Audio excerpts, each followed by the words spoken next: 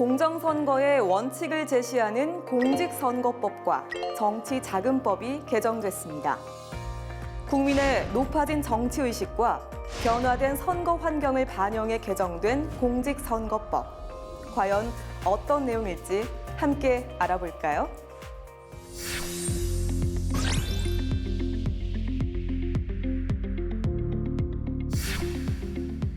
우리나라는 금권 선거를 막고 선거운동의 공정성을 기하기 위해 법률로 선거운동의 방법을 규정해 두고 있습니다. 하지만 한편으로는 규제 수준이 지나치게 높아 선거운동의 자유가 부당하게 위축되는 측면이 있다는 의견도 있었는데요. 이번 개정 공직선거법에서는 이러한 의견을 반영하여 선거운동의 자유를 더욱 확대했습니다.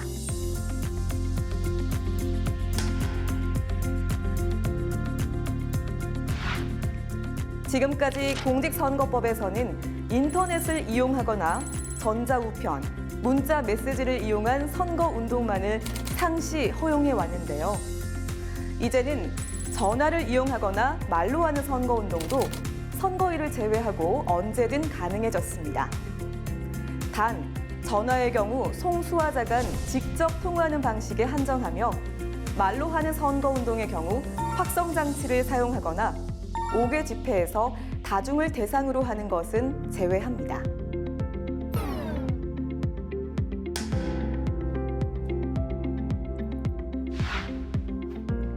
명함을 교부하는 선거운동도 규제가 완화됐습니다.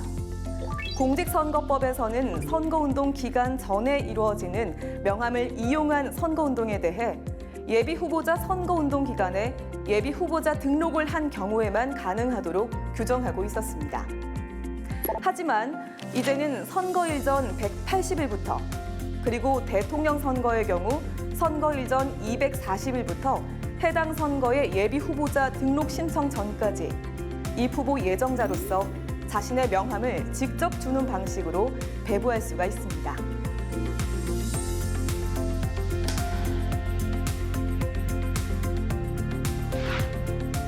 예비 후보자들이 선거운동을 할 수 있는 장소에 대해서도 제한이 완화됐습니다.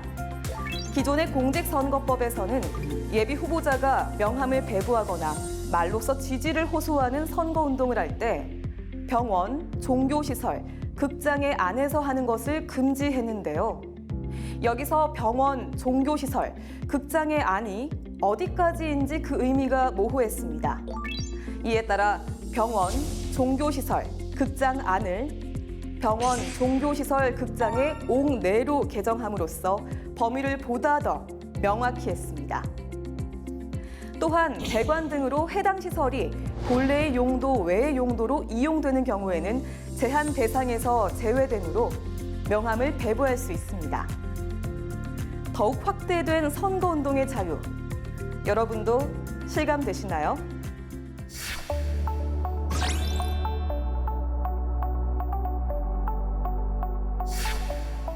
대한민국 국민이라면 누구에게나 선거권이 보장되어야 합니다.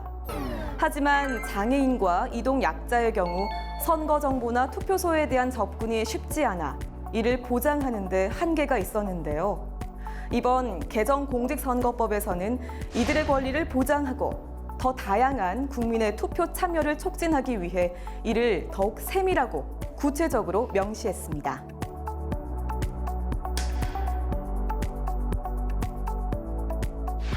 개정 전 공직선거법에서는 이동약자에게 교통 편의를 제공할 수 있도록 규정하고 있었습니다.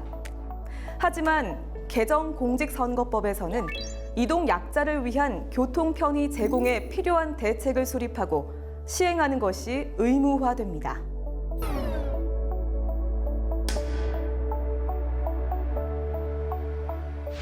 시각장애인을 위해 제공되는 점자형 선거 공보.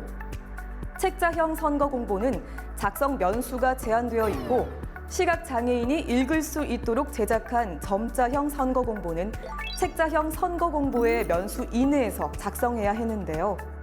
이러한 면수 제한을 준수하려면 아무래도 내용 전달에 한계가 있을 수밖에 없었습니다. 이에 따라 개정된 공직선거법에서는 점자형 선거 공보를 책자형 선거 공보 면수의 2배 이내에서 작성하도록 하여 시각장애인들이 후보자에 대해 보다 정확한 정보를 얻을 수 있도록 했습니다. 그리고 후보자는 시각장애 선거인을 위해서 책자형 선거 공보의 내용을 음성, 점자 등으로 출력되게 전환한 디지털 파일을 저장 매체에 저장해 제출할 수 있는데요. 이 경우 관할 구시군 선관위에서는 이를 책자형 선거 공보와 함께 발송해야 합니다.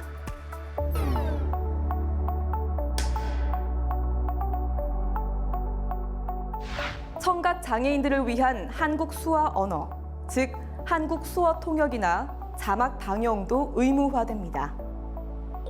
개정 전에는 선거방송 토론위원회에서 대담이나 토론회를 개최할 경우 청각 장애 선거인을 위한 자막 방송 또는 수어 통역이 재량에 맡겨졌습니다. 하지만 개정 공직선거법에서는 이를 의무화하여 청각 장애 선거인들의 알 권리를 더욱 확대 보장했습니다.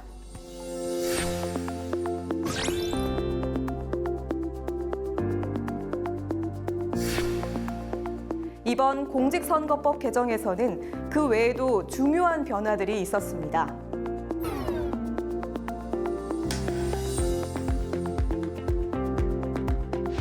공직선거법 개정 전 재보궐선거는 연 1회씩 실시되어 왔는데요. 그러다 보니 이로 인한 행정공백이 길어지는 경우도 있었습니다. 그래서 이번 개정 공직선거법에서는 지방자치단체장 재보궐선거를 4월 첫 번째 수요일과 10월 첫 번째 수요일 연 2회 실시하도록 했습니다. 바로 행정공백을 최소화하고 원활한 지방행정을 도모하기 위한 것이죠. 단, 국회의원 및 지방의회 의원의 재보궐선거는 현행과 동일하게 연 1회 실시됩니다.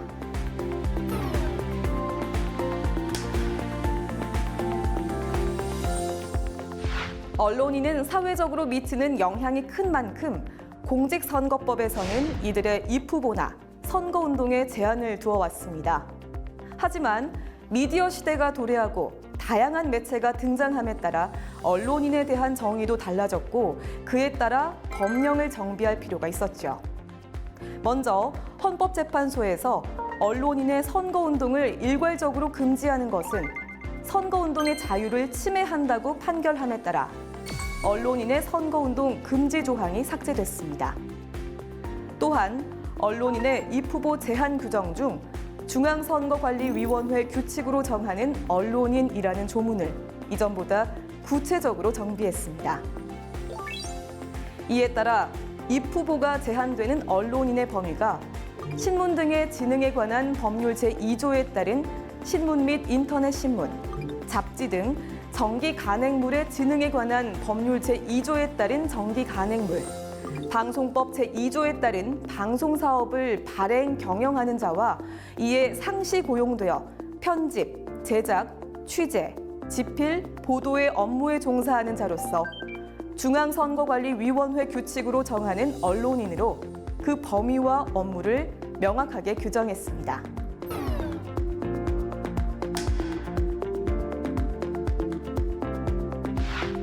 개정 전 공직선거법에서는 비례대표 국회의원 선거 후보자에 대해 정당에서 민주적 절차에 따라 후보자를 결정하고 관련 자료를 중앙선관위에 제출해야 했습니다. 만약 이를 위반한 경우 등록이 무효가 되는 등 제재가 있어 왔는데요. 이번 개정 공직선거법에서는 정당 내 의사결정과 관련하여 정당의 자율성을 존중하려는 취지에서 이를 폐지했습니다.